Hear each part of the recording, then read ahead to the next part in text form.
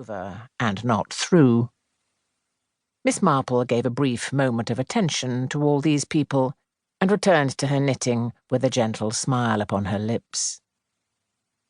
Mr. Petherick gave the dry little cough with which he usually prefaced his remarks. "What is that you say, Raymond? Unsolved mysteries? Huh? And what about them?" "Nothing about them," said Joyce Lempriere. "Raymond just likes the sound of the words, and of himself saying them." Raymond West threw her a glance of reproach, at which she threw back her head and laughed. "He's a humbug, isn't he, Miss Marple?" she demanded. "You know that, I'm sure." Miss Marple smiled gently at her, but made no reply. "Life itself is an unsolved mystery," said the clergyman gravely. Raymond sat up in his chair and flung away his cigarette with an impulsive gesture. "That's not what I mean. I was not talking philosophy," he said.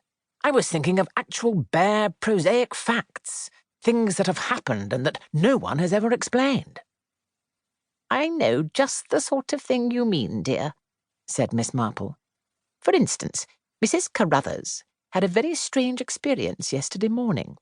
She bought 2 gills of picked shrimps at Elliott's. She called at 2 other shops, and when she got home she found she had not got the shrimps with her. She went back to the 2 shops she had visited, but these shrimps had completely disappeared. Now that seems to me very remarkable." "A very fishy story," said Sir Henry Clithering gravely. "There are, of course, all kinds of possible explanations," said Miss Marple, her cheeks growing slightly pinker with excitement.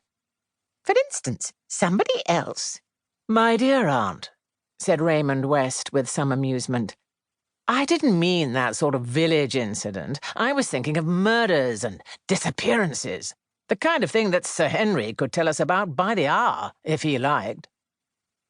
"But I never talk shop," said Sir Henry modestly. "No, I never talk shop." Sir Henry Clithering had been, until lately, Commissioner of Scotland Yard.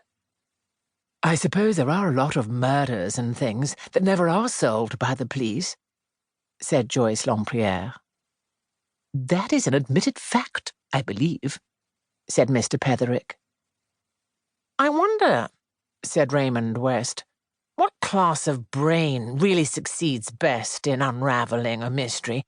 One always feels that the average police detective must be hampered by lack of imagination." "That is the layman's point of view," said Sir Henry dryly. "You really want a committee," said Joyce, smiling. "For psychology and imagination go to the writer." She made an ironical bow to Raymond, but he remained serious. "The art of writing gives one an insight into human nature," he said gravely. "One sees, perhaps, motives that the ordinary person would pass by."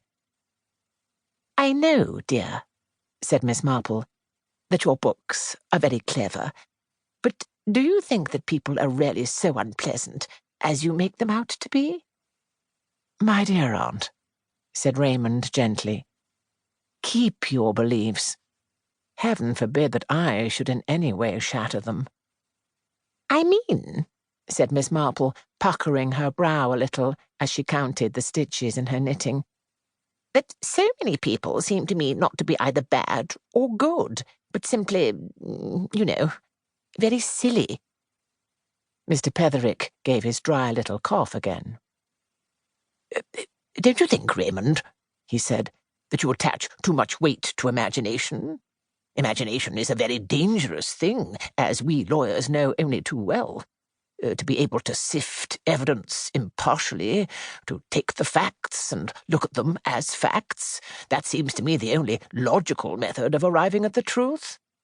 I may add that in my experience it is the only one that succeeds." "Bah!" cried Joyce, flinging back her black head indignantly.